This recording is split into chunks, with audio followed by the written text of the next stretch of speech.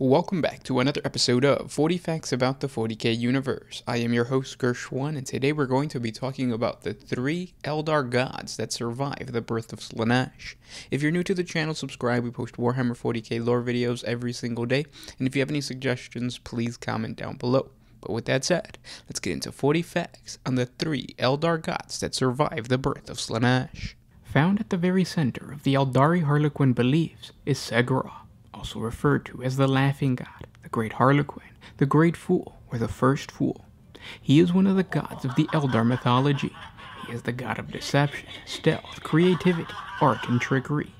It was he who tricked the Outsiders into eating other C'tans according to Eldari legend during the War in Heaven between the Old Ones and the Necrontyr. Those Harlequins who follow him are protected from Slaanesh's eternal thirst for Eldari souls in a different way than other Craftworld brethren. While Craftworld Eldari wear spirit stones which absorb their souls when they die to prevent them from being devoured by Slaanesh, the Harlequins are directly protected by their faith in their god's power, becoming one with his own warp emanations upon their death. The only exception to this is of course the Harlequin Solitaires, whose souls must be won over from Slaanesh after their death by the Laughing God. Alone amongst the Eldari gods, Segura is believed to have survived the fall of the Eldar, escape the fate of the rest of the Pantheon, who were consumed by She Who Thirsts. According to legend, this Eldari deity survived because his mocking nature distanced him from the collective psychic corruption and decadence of the ancient Eldar Empire, whose reflection in the Immaterium eventually became the Chaos God Slaanesh. Unknown to the Eldar, Segura is actually one of 3 Eldari gods to have survived the fall, the other 2 being Isha, who is held captive in the Gardens of Nurgle in the realm of chaos within the warp, and the war god Khaine, who lives on as a fractured collective in his avatars within the infinity circuit of the Eldar Craftworlds. The Eldar mythology explains that while Slaanesh fought with Khaine, the Laughing God escaped into the webway and hid amongst his many tunnels.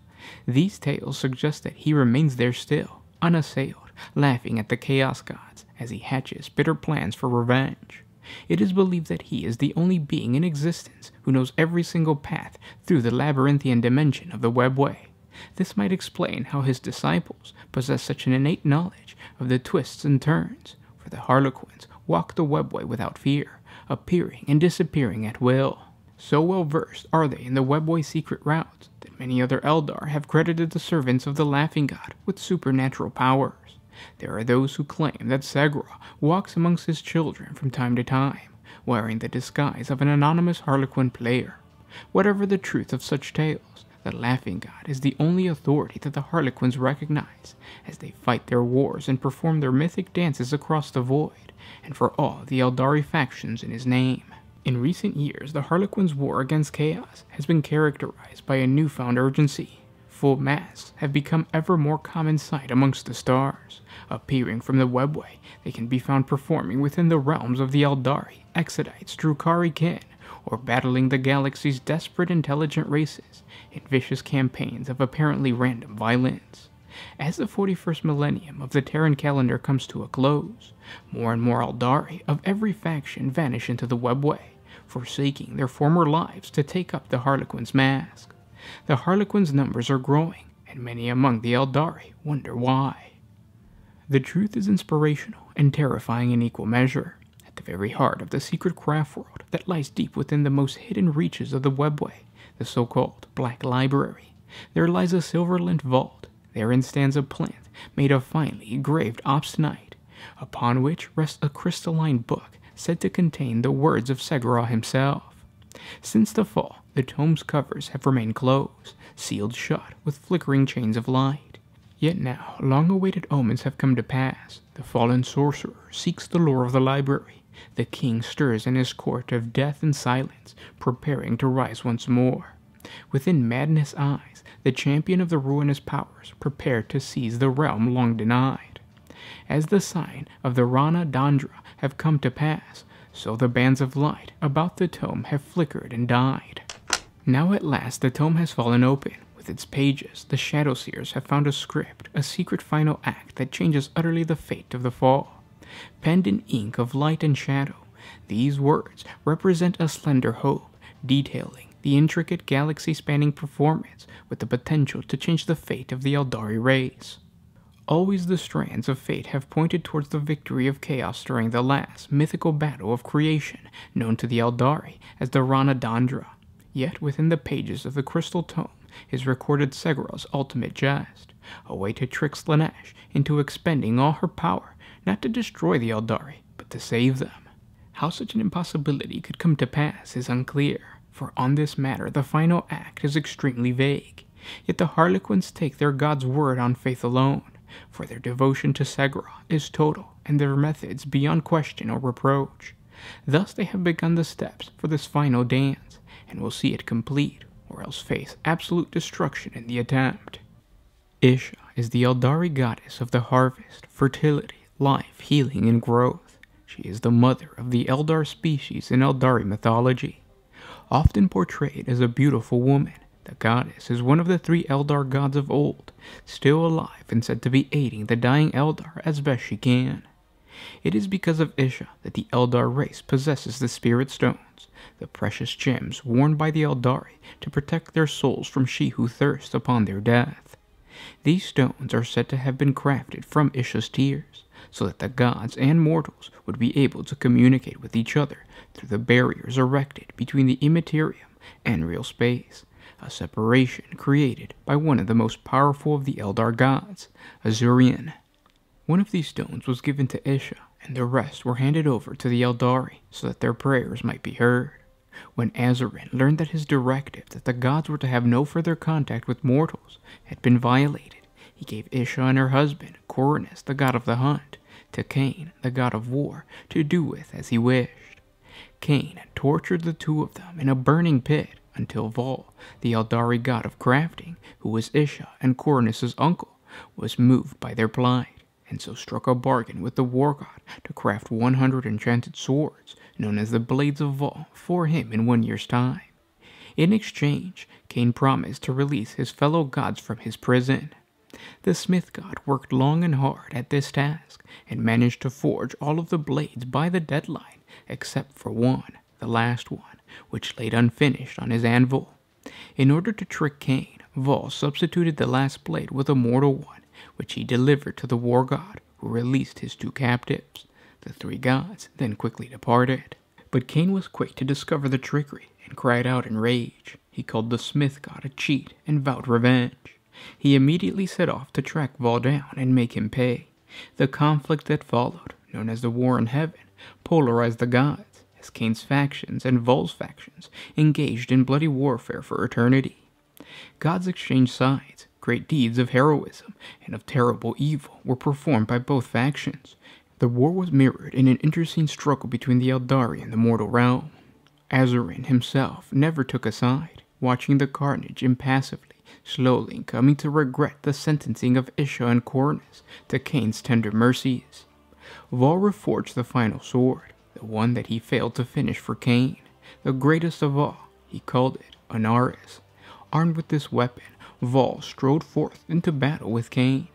It was a long, hard-fought struggle, but even with Anaris, Vol was no match for the war god. Cain cast down Vol, maiming the smith and bounding Vol to his own anvil. However, the consort of the great hawk who had fought for Vol, known as the Falcon, Falshu, took the sword Anaris and delivered it to Eldanesh, the greatest warrior and leader of the mortal Eldari. With Anaris in hand, Eldanesh of the Red Moon took up the fight and faced Cain in single combat. Eldanesh fought well, but in the end, he too was defeated by Cain, his body crushed by the god of war. As Cain slew Eldanesh, his hand began to drip with red blood. Forever after, he would become known as Kala Mensha Cain, which means Cain the Bloody-Handed in the Eldari lexicon. By this time, Azurin, the greatest of the Eldari gods, had seen enough of the slaughter and proclaimed the war in heaven over. Cain had gained his vengeance and left the field satisfied. Isha's misfortune would continue many millennia later, during the fall of the Eldar, when Slaanesh took her prisoner rather than absorbing her energies outright like she did the rest of the Eldari pantheon. What fell purpose Slaanesh had in keeping Isha alive, none amongst the Eldari know, but the Prince of Pleasure was ultimately denied its spoils. For some reason, Nurgle, the Plague Lord, waged war against Slaanesh to rescue the Eldari goddess. Why Grandfather Nurgle intervened is unclear, although some Eldari savants believe that one of the oldest of the major Chaos gods wanted to give the youngest amongst them a good lesson about his proper place in the order of things. What is known is that Nurgle's demonic forces proved victorious, and he took the Eldari goddess back to his domain in the realm of Chaos. A goddess of rejuvenation and a god of decay seem at odd pairing, but Nurgle came to adore his new companion like no other being in the universe. However, he shows his love in the only way that the Chaos gods know how. Nurgle keeps Isha imprisoned in a rusted cage within his personal mansion in the corner of the Plague Garden. It is there that he keeps the cauldrons where he mixes the elements that create all of his plagues and pestilences. Nurgle tests all of these new virulent creations upon the body of his most favorite companion. As the goddess of healing and the spiritual embodiment of health and growth, Isha can cure herself of these afflictions, but the Plague God gains an idea of their potency by watching how much power the Eldari goddess must expend to cure herself. If he is pleased with how hard Isha must struggle to conquer the disease, Nurgle releases the new creation upon some unsuspecting world. But if not, he starts over, working at his cauldron until he has something new to give to his companion. Isha accepts her lot stoically and fights back against the Plague God's evil in the same way she once fought against Cain, whispering the cures of these new diseases into the universe so that the mortals might know them and resist the hideous design of Grandfather Nurgle. In recent times, information acquired by the Imperium implies that Isha and the rest of the Eldari gods may have been members of the first sentient species in the galaxy, known to the Eldari as the Ancients and the Imperium as the Old Ones, who were the creators of the Eldari and many of the other intelligent species of the galaxy. If this theory is true, then Isha was once a mortal creature. She could have been one of the most important scientists and creators of the sentient creatures used to fight in the war in heaven, explaining why the Eldar view her as the mother of their species and the goddess of life. Through time, the Eldar, along with many of the other sentient life forms she and the Old Ones created, could have started to worship her as a god, similar in the way that the Imperium worships the Emperor now. This worship could have elevated her to the status of a warp god, or a manifestation of her could have been created in the Immaterium by the psychically powerful warrior races who continued to venerate her even after her death and the end of the war in heaven. This would explain why Isha understands the biological workings of all species, and she understands how to cure the diseases created by Nurgle. Every creature inflicted with illness is her creation, as she cracked the code of biological life during her mortal existence, and now, with her godlike powers, Isha continues to guard over her creatures. There are still others in the Imperium who simply believe that the Eldar gods are nothing more than singular expressions of their species' cultural and psychological needs. Their existence was never real, and the story of Isha is simply a mythological story created by ancient Eldar to explain life, healing, and growth. Kala Mensha Kain is the Eldari god of battle, war, and conflict in the Eldar mythology. In the Eldari pantheon, he is second only to the Phoenix King, Azurian himself in power, and was often described as the most violent and reckless of the gods, making enemies with many of the others. The Eldar myth tells how Azurian handed over the goddess of fertility, Isha, and her husband, Coronis, the god of the hunt, to Cain, knowing that the war god would punish them for Isha's failure to follow Azurian's orders and shun the mortal race. Cain tortured the two of them in a burning pit until Vol, the Eldari god of crafting, who was Isha and Coronis' uncle, was moved by their plight, and so struck a bargain with the war god to craft 100 enchanted swords, known as the Blades of Vol, for him in 1 year's time. In exchange, Cain promised to release his fellow gods from his prison. The smith god worked long and hard at this task, and managed to forge all of the blades by the deadline, except for one, the last one, which laid unfinished on his anvil. In order to trick Cain, Vol substituted the last blade with a mortal one, which he delivered to the war god, who released his two captives. The three gods then quickly departed. But Cain was quick to discover the trickery and cried out in rage. He called the smith god a cheat and vowed revenge. He immediately set off to track Vol down and make him pay. The conflict that followed, known as the War in Heaven, polarized the gods, as Cain's factions and Vol's factions engaged in bloody warfare for eternity. Gods exchanged sides. Great deeds of heroism and of terrible evil were performed by both factions. The war was mirrored in an interesting struggle between the Eldari and the mortal realm. Azurin himself never took a side, watching the carnage impassively, slowly coming to regret the sentencing of Isha and Cornus to Cain's tender mercies. Vol reforged the final sword, the one that he failed to finish for Cain, the greatest of all. He called it Anaris. Armed with this weapon, Vol strode forth into battle with Cain. It was a long, hard-fought struggle, but even with Anaris, Vol was no match for the war god. Cain cast down Vol, maiming the smith and bounding Vol to his own anvil. However, the consort of the great hawk who had fought for Vol, known as the Falcon, Falshu, took the sword Anaris and delivered it to Eldanesh, the greatest warrior and leader of the mortal Eldari. With Anaris in hand, Eldanesh of the Red Moon took up the fight and faced Cain in single combat. Eldanesh fought well, but in the end, he too was defeated by Cain, his body crushed by the god of war. As Cain slew Eldanesh, his hand began to drip with red blood. Forever after, he would become known as Caleb Mensha Cain, which means Cain the Bloody-Handed in the Eldari lexicon. By this time, Azurin, the greatest of the Eldari gods, had seen enough of the slaughter and proclaimed the war in heaven over. Cain had gained his vengeance and left the field satisfied. Cain's martial prowess would finally meet its match during the fall of the Eldari, when the newly formed Chaos God Slaanesh assaulted Cain as he had all the other gods. Though their battle was vicious, Slaanesh had already absorbed the power of billions of fallen Eldari souls, and ultimately struck Cain down.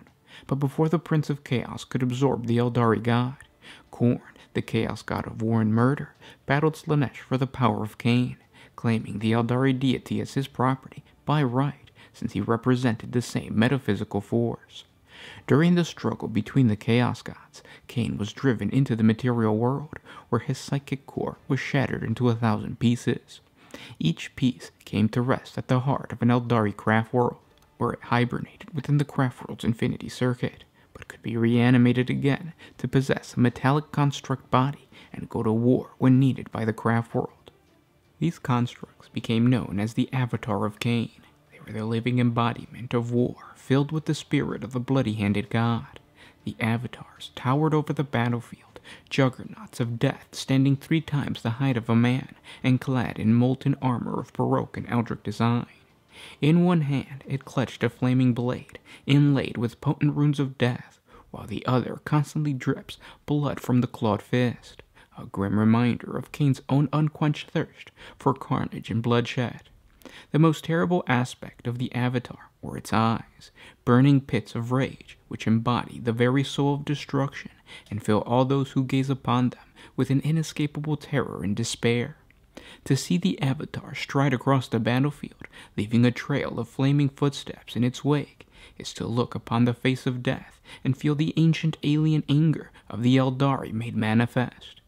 In battle, the Avatar of Cain is usually only encountered at the head of a large host, leading scores of warrior Eldari and aspect warriors into the foe, using its size and strength to punch holes in the enemy's lines or smash their fortifications to pieces. Such is the power of the Avatar that its blade can cleave main battle tanks in two or hack apart even fortress gates, leaving only scraps of molten metal in its path.